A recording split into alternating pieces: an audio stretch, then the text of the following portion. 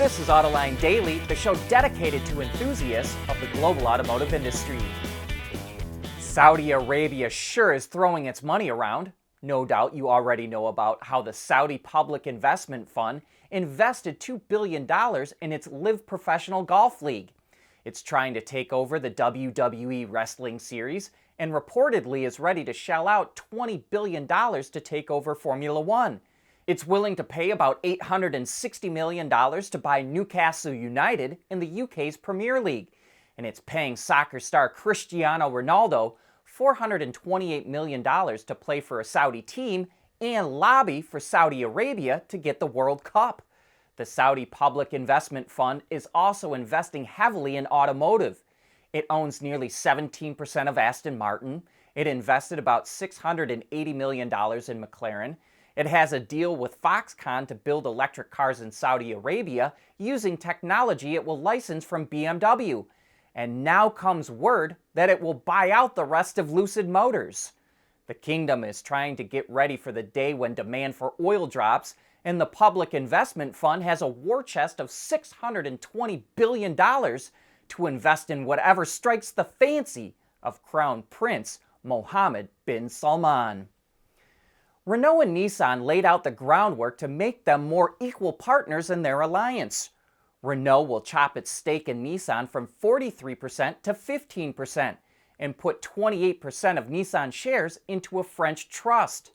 Nissan will also have a 15% share in Renault and get full voting rights for the first time. Nissan also agreed to invest in Renault's EV unit, Ampere, and the two automakers will jointly develop vehicles and technologies for Latin America, India, and Europe.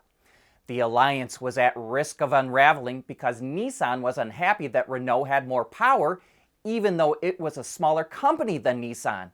And as long as it's approved by the board of directors, the structural change is a big win for the Japanese automaker.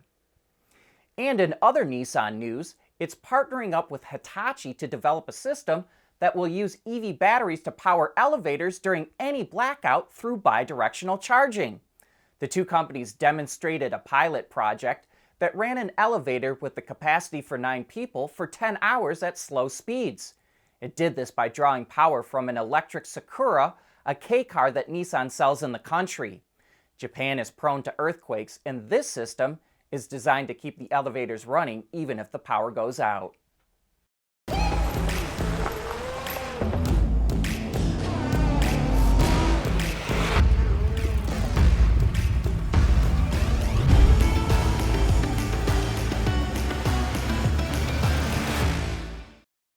We want to know what drives your testing. OTA, connected car, diagnostics, remote testing. Intrepid Control Systems is here to help you work from anywhere. Intrepid Control Systems, driven by your data. Aptera, the solar EV maker, is attempting to crowdfund its start of production. Despite just showing off its production intent model, Aptera says it needs another $20 to $50 million to start production, so it's launching an accelerator program to raise funds. And anyone that invests $10,000 or more will be added to a leaderboard, and the first 2,000 launch editions will go to the people who invested the most.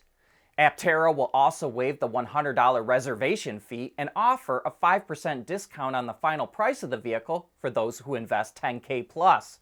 The program runs towards the end of March, and since its manufacturing partner, CPC Group, estimates it will take 6 months to start building bodies, the first Aptera to reach a customer's hand won't be until later this year at the earliest.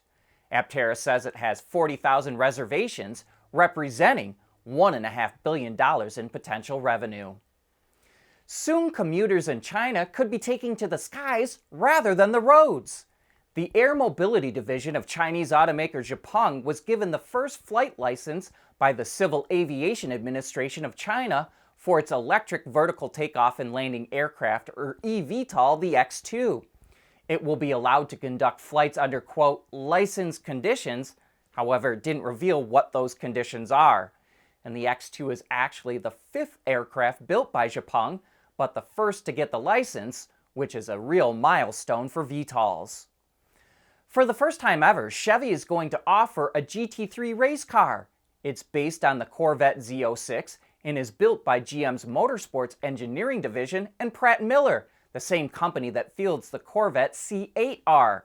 The Z06 GT3R starts out life as a bare aluminum chassis, which then has a steel roll cage bolted to it.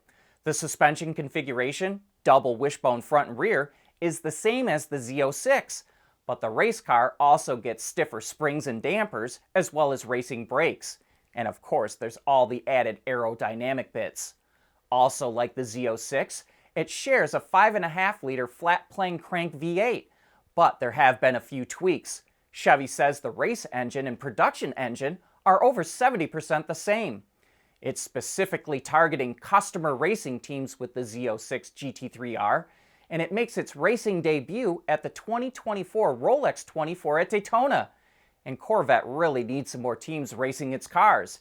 At the Rolex yesterday, only one Corvette competed against 31 other cars, from Porsche, Mercedes, Aston Martin, Lexus, Lamborghini, Ferrari, Acura, McLaren, and BMW.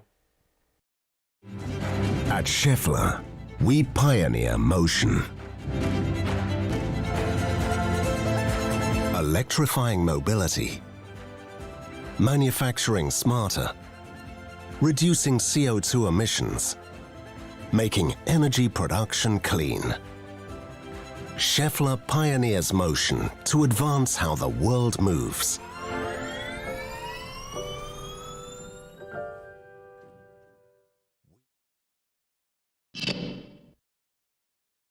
The Chinese economy is trying to regain its footing after COVID lockdowns disrupted business. But one area where it's booming is with automotive exports. Last year, China exported 3.1 million vehicles, up 54%. Some of its most successful markets are the UAE and Mexico. Nearly 680,000 of the total exports were new energy vehicles, representing a 120% gain. They mostly went to Belgium, the UK, and the Philippines. New energy vehicles are also selling well in Southeast Asia, a market that's dominated by Japanese automakers. But with the Japanese lagging far behind in EVs, they could lose their dominance to Chinese automakers. The biggest exporters from China last year were SAIC, Chery, Tesla, Chang'an, and Dongfeng. Britain pretty much taught the world how to make small, lightweight, nimble sports cars, and the roots of that tradition still run deep. Meet the latest effort, the Vertige, a mid-engine sports car that only weighs about 1,800 pounds. It's powered by a naturally aspirated Ford Duratec engine with 208 horsepower and 155 pound-feet of torque that's delivered through a 6-speed manual gearbox. Though the car is small, there's 7 cubic feet of luggage space in the trunk, or maybe I should say the boot. The car is hand-built to order. 100% of it comes from England. It starts at $60,000, which includes a 20% value-added tax. And we want to thank our UK viewer, Richard Hinton, for bringing this to our attention. You know, we feel like we do a pretty good job of covering the automotive industry, but we don't get to see everything. So if you see something that you think is pretty interesting, send it our way. Toyota dominates the list of the 10 best-selling models in the world. According to data collected by Focus to Move, the Corolla was the #1 seller last year with 1.12 million sold. That was well ahead of the 871,000 RAV4 sold last year, which is second on the list. It was followed by the Ford F-Series, and the Tesla Model Y shot up 15 spots to #4 on the list, thanks to a nearly 90% increase in sales. And rounding out the top 10 in order are the Toyota Camry, Honda CR-V, Chevy Silverado, Hyundai Tucson, Toyota Hilux, and the Ram pickup. And next year, BYD may sneak into the top 10. Its Song crossover ranked 14th on the list, up from 85th, and its Kin Plus sedan ranks 26th, up from 120. That brings us to the end of today's show. Thanks for joining us.